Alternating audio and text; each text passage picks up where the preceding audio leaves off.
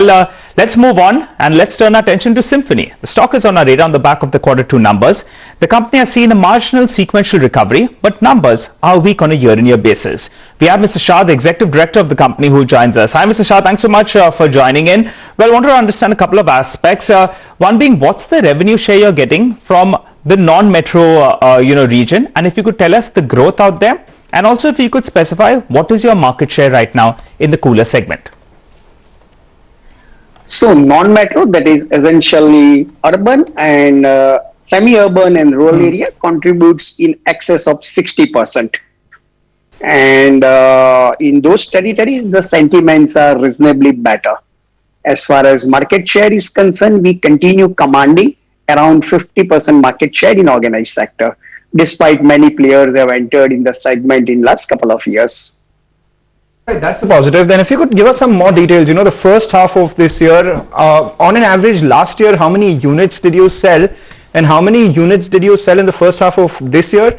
What's the inventory at the dealer level right now?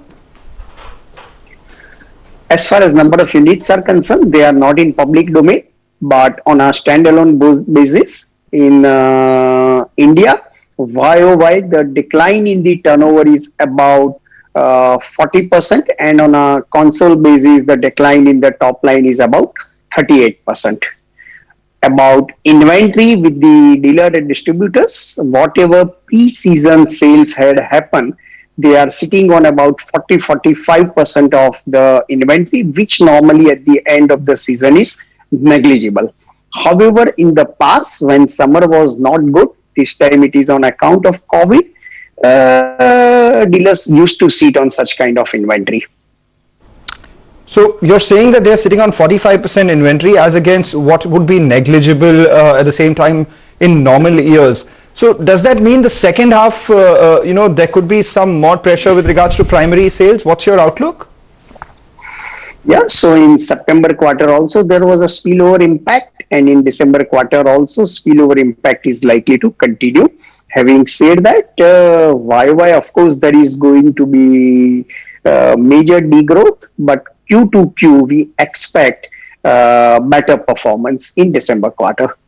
Right, so you're optimistic second half of the year is going to be better and it's going to be improving, in the coming quarters. So give us a couple of numbers then. You said there's going to be a degrowth. Can you quantify that? What would be the worst case scenario? What could be the best case scenario?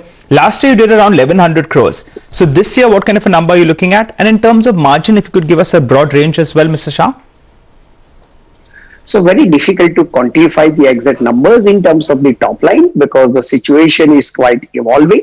And if COVID stabilizes reasonably, March quarter should be a good quarter. If not, March quarter should also be impacted. And as far as our overseas subsidiaries are concerned, especially Climate Technology Australia and IMCO Mexico, as such, there is not material impact of COVID in respect of the top line, and they are likely to maintain that top line.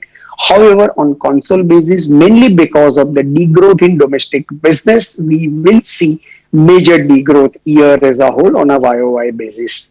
So, just taking this point further itself, you've done close to around 350 crores on the top line this year so far. Say the next couple of quarters are good, you do a little more than that, close to around 500 odd crores. Are you likely to end this year? Are you hopeful of ending this year with at least 800 crores, if not more, in terms of top line? We hope so. Any number above that you may look at? We will like to do that.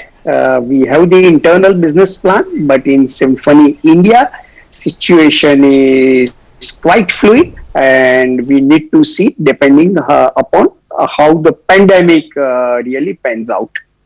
Fair point. If you could give us a sense of the new products, because we've seen a lot of people launch a fair amount of new products. You yourself had launched a handful of them, some for the higher priced vertical as well, close to 80,000 rupees per unit, etc. Those corporate coolers. How have new products done? What is their share of sales in your overall revenue right now? So in 1920, we launched almost 20 new models, including residential range, Movicool, that is the medium range, and also in centralized and ducted air cooler. and the new model launch is more than the combined launch by the competition in last 3 years, combined competition launch. Okay. And they have received phenomenal response. They are quite innovative, not only in terms of the features and aesthetics, but also in terms of the performance and also in terms of the format. Okay. And hence, despite lockdown in June quarter, some of the new models, there was out of stock situation. Encouraging. Mr. Shah, final question then from our end. What is the proportion of your business that comes from online, and what has been the growth out there? Online contributes about 3 to 4%, but there is a huge potential. And by the way, Symphony was the only company, not only in air cooler industry, but entire consumer durable industry, that during lockdown, we had online to offline sales. And it had attracted huge traction. Plus, of course, we have tie-up with all large e-commerce, but highly prospective.